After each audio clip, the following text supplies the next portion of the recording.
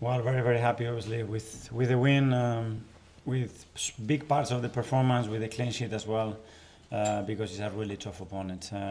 They're really good at what they do, really good at breaking play, playing to the last line, breaking your press, holding the ball, and very difficult to get sequences with threat and momentum consecutively. But we knew that. I think the first goal really helped to unlock that kind of phase, and then again the finisher, they came on the pitch and immediately they had a huge impact.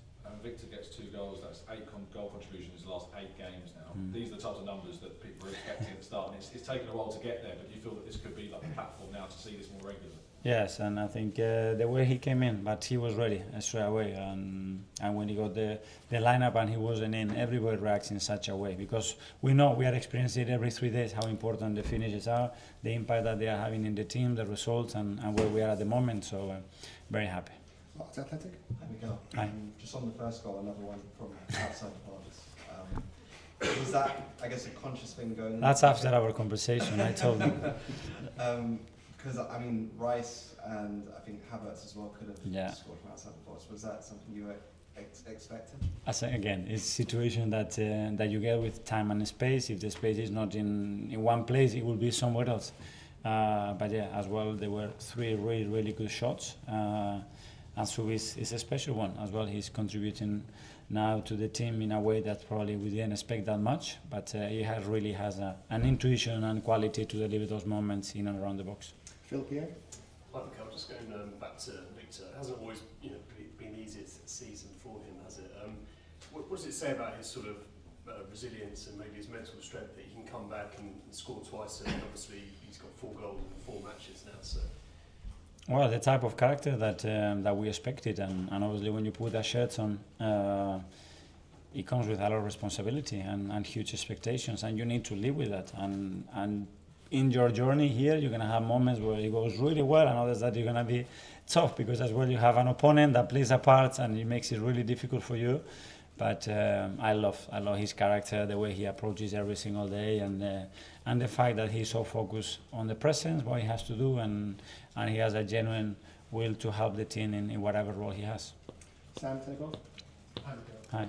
Has anything changed with Viktor about what he's doing or what the team's doing to allow this sort of run of goals? What's different now compared to a month ago? Well, obviously, he came on in moments as well when the game probably was a little bit more open. Today he had more company as well, in and around him. Depend on the opponent, depend on the context. But for me, what really makes the difference is the consistency that he's shown every single day, to practice, to train, to understand better his teammates, his relationship, to speak up and demand the kind of movement, balls and deliveries that he wants as well. And then he needs to do what he's done today as well, really, really well. Alex, BBC. Hi Mikel, you said that Viktor's focused on the present and just training and getting better. Is that the sign of a top level striker? Does he get too high when he's in good form, or does he get too low when things aren't better? Yeah, with Viktor, when you look at him, very difficult to understand his emotion because he looks straight at you and you don't really know. But he doesn't seem too affected by whether they're really highs on the lows, and that's what we need, the stability. He's very demanding of himself. He's constantly trying to improve, and that's really, really good. Isan, Daily Mail. Particularly after his first goal, he seemed to be running around with this real confidence, wanted to get on the ball, and it seemed to be a different confidence to the previous weeks. Why is that? Have you kind of done anything with him, like one-on-one, to try and nurture that confidence? That's the magic word, I think. When you feel confident, when you feel important, when you feel at your best, that's when you can really take your game to the highest level. And yeah, we all try. The first one, the teammates, but all the staff, obviously, really behind him in every moment to try to help him, to try to support him, and he's delivering, and he's in a really good moment now. And with Kai Havertz, he seems to be playing a bit of a deep position in midfield. What's the thinking behind? With Kai? Yeah, with Kai. Well, as well, with the kind of game that we expected as well, and the way they play, and the type of threat that we wanted to create as well with him and Gavi in and around the 3 central defenders. So yeah, something as well that we have to use, because we have very different qualities from Kai to Martin or to Epps or another attacking midfielders. Okay, last couple. Nick from Haters at the back. It's still a long way to go this season, but you're 9 points clear now. Will you be watching Liverpool City tomorrow? Yes, I'm going to have a beautiful dinner tonight.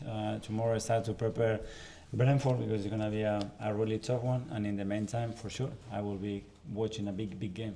What does it mean to have that gap at this stage of the season? Nothing that we still have to win so many games still to achieve what we want. So there's no focus on that. That's something else. We've done our job now. We had what we have to do, assess that, try to improve it, and get ready for Brentford. And finally to David from Gazzetta dello Sport. How much do you think you are far from the level you need to win the Premier League? How far we are? Yeah. In terms of points, or? No, in point. I mean, your team is clearly getting better and better and better. How much do you think you need to get better to actually win? I don't know, depending how better the other ones get. So if the other ones get better, we need to get better. There is an opponent and the level in the Premier League, honestly, Sunderland, they are top side. They make it so hard for you. And that's the level. If they raise it, you have to raise it again and try to find those margins to win. But the differences are not, they're not that big. Okay, thanks all. Yeah, thank you. Good night, everyone.